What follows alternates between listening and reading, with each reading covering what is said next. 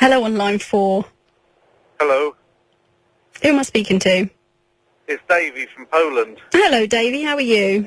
Very well. I'm on the road again, so I haven't been able to get any of the backstory. I don't know where exactly we are in the evening's entertainment. Well, now, that's very interesting you asked that question. Right at this moment in time, you've caught me in the middle of talking about naval fluff. All-important matter. Naval fluff? Yes. As opposed to Air Force fluff? Yeah, something like that. Okay. Okay. Well, I just thought we'd lighten the mood a little bit because we've actually been talking about euthanasia this evening. What are your thoughts on euthanasia, Davey? Well, it's very interesting. I do have a lot of thoughts on euthanasia. Okay. And last time I expressed them on the radio, I got hauled over the coals for it in various fora afterwards. But I still stick to my guns. What I said last time was that euthanasia can be abused. Maybe I didn't express myself too well last time. Okay. But what I really had in mind was the fact that if you give people something like euthanasia and set down very, very clear rules as to when that euthanasia can be applied, then it's very, I don't like to say the thin end of the wedge because people say, oh, he's using the thin end of the wedge. That's a fallacy. But basically, what I'm trying to say is that once you've set in motion the ability to take people's life at all or to change the ethics of the medical profession so that there are circumstances in which they can take people's lives away, then the question is, where does this stop? I mean, in the olden days you had no abortion. In a country like Poland or Ireland you had no abortion at all, okay? And then you get these cases where you can have abortion in the cases of, very, very early pregnancy and only if it's rape or if the mother's life is in risk. But then you see that there are so many cases, for example, of abortion as an absolute tidal wave of abortion in the civilized world, what they call the civilized world, and only a small fraction of these were the cases which were originally envisaged that abortion was supposed to help. For a very large number of people, abortion is it's because they forgot about or didn't consider at the time contraception. They got carried away with the moment, and then afterwards they just crossed their fingers and hoped, but then when it didn't work out, then they've got to go and have an abortion. And that's what I think will happen with euthanasia. And this, I don't know if you read in the Telegraph this week, Fiona, there was a talk to the guy in charge of the Dignitas clinic. Yes. And he came out with some very interesting stuff in the Telegraph, saying, that he thinks that suicide is a right. So he was going well beyond the remit that most of the people have been talking about when they talked about sending people to or having something like the Dignitas clinic in Switzerland, in the UK. And it just showed what his whole attitude to death was. It's, big business. Yeah, I mean, let's leave the abortion issue to one side for this evening. Let's do that another night, yeah? Because I do think about euthanasia, the Swiss clinic Dignitas. Yeah. Did you read that? Yeah. You're talking that this guy said? Yeah, Ludwig Minelli, who's the founder of Dignitas, who's also a human rights lawyer. He describes suicide as a marvellous opportunity and should not be restricted to the terminally ill or disabled. Certainly Hitler would have loved that because Hitler used euthanasia to bring in something called Aktion T4. Which is? In the war. Well, it was called T4. I don't know why he called it T4, but it was basically the termination of the life of a lot of people that he considered to be not desirable. So you started with long-term chronically ill that he didn't think the state would be able to carry, and then he carried on with sort of like... I understand your concerns. I do understand your concerns about this, and we will use the term the thin end of the wedge. I understand that, okay? Because what we don't want to do is open up the way for people to be bumping off their partners on the basis that, that they call, that it was a wish for them to die. I understand all of that. However, the law as it currently stands needs to be altered because people should have the right to die. They patently do, though, Fiona. Anybody can commit suicide. They don't need to turn the doctors to subvert the doctor's profession into something that helps them along the way. But there are lots and lots of websites that explain to people how they need to die. In ancient Rome, people knew how to do it. It's elbow to wrist and stick yourself in a bath. Yeah, but but that's pretty gruesome way to go, isn't it? Well, you know, it was good enough for an awful lot of people in the past, and if they don't like that, well, there's tranquilizer tablets, there's all sorts of things like that. But that doesn't always work. That doesn't. Ludwig, sorry, he said that, you know, that it was good for people to use his service because it would be less of a problem for the NHS to clear up failed suicide attempts. I mean, the guy's a psychopath. Well, I don't agree with a lot of that he said. You're absolutely right. And in fact, I think more than a fifth that had died did not have a terminal condition. More than a fifth that they've helped to die at the Dignitas has not had a terminal condition. Had a psychological issue, as a lot of people who've committed suicide are just people that have been taking too many psychotropic drugs that have been subscribed to them by psychologists for want of anything better to do, and because they get, you know, they get some kind of, you know, from the drug companies they get inducements to do this. But basically, people are all up in arms about the fact that people shouldn't be using the death penalty for people that are out and out, you know, criminals who've killed other people, you know, raped children and things like that. You can't have the death penalty for them. But then, you know, we're virtually giving the death penalty to anybody who starts to feel inadequate for a minute. Yeah, but if you actually, you know, I know personally for myself, if we're talking about a terminal illness that I knew was going to result in me being mentally there, but physically not.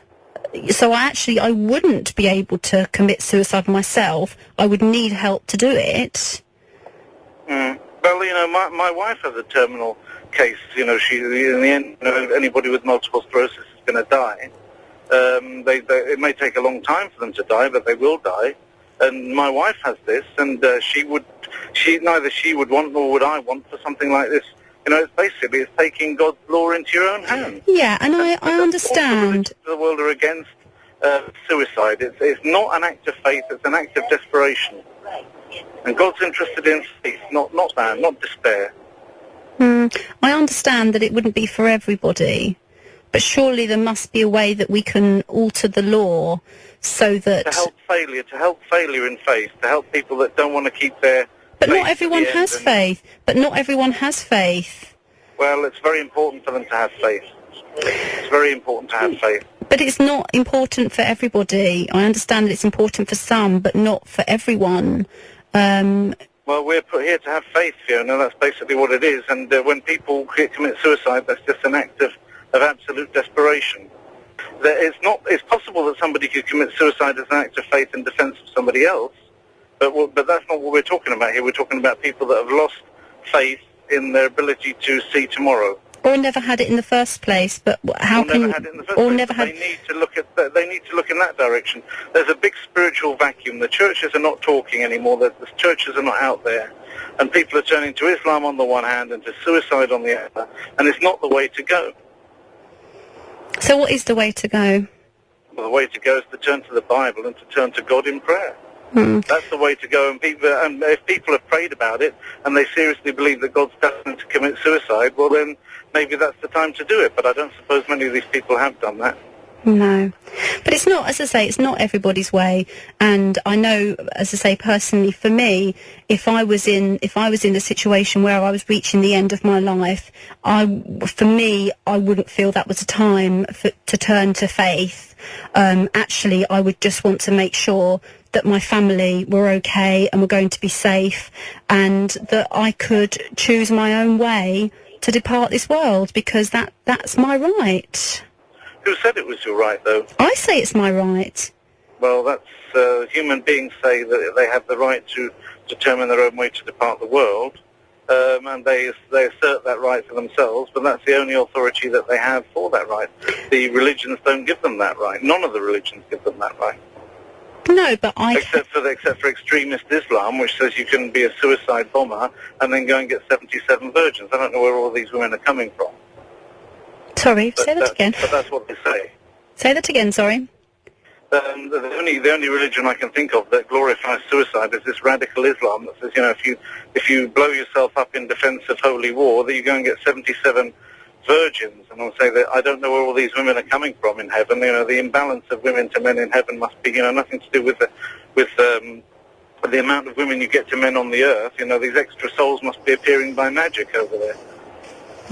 But that's what they say. If you commit suicide in defence of the faith, then you can go to heaven and get 77 virgins. So that's the only case of religion. I don't know any Christian church or anything in Judaism or Buddhism or anything like that, anything that isn't extreme, that would or cultist that would basically say that a person has the right to take their own life.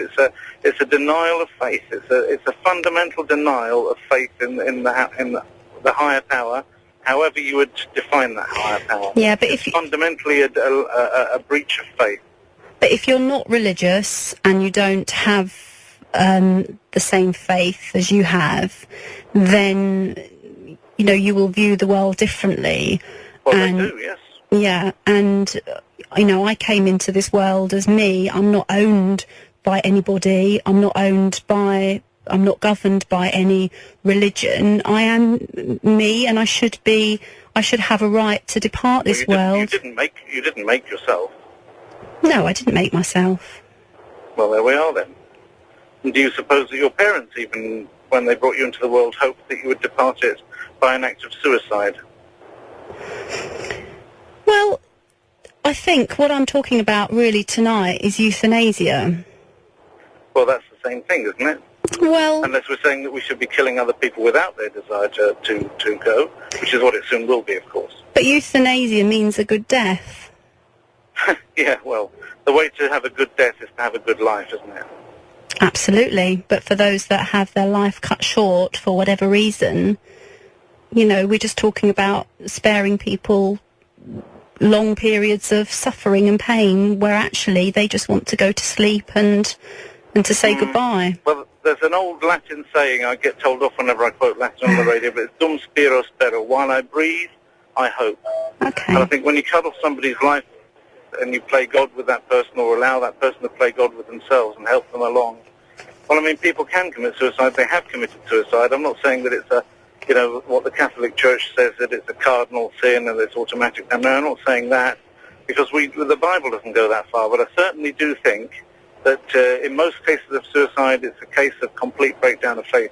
And people of any kind of faith, when they find their faith breaking down, they've got to go back to basics and say, you know, what one man said to Jesus, Lord, I believe, help thou mine unbelief. So you've got to go back to God and pray that God restores your faith. And I think that there are painkillers out there. There are all sorts of things which can also palliatives is the word I'm looking for, that can reduce the pain. But I think that to take your own life is to take something which you didn't create, you didn't have any decision in at the beginning, and you don't need to have any decision in at the end. It will happen when it needs to happen.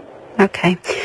Davey, thank you for your comments. Thank you for your opinions. I don't necessarily agree with them, but your opinions are always welcome here. You know that. Thank you. This is radio you won't hear anywhere else. Absolutely. You have a safe journey. Thank you. Bye-bye. Bye-bye.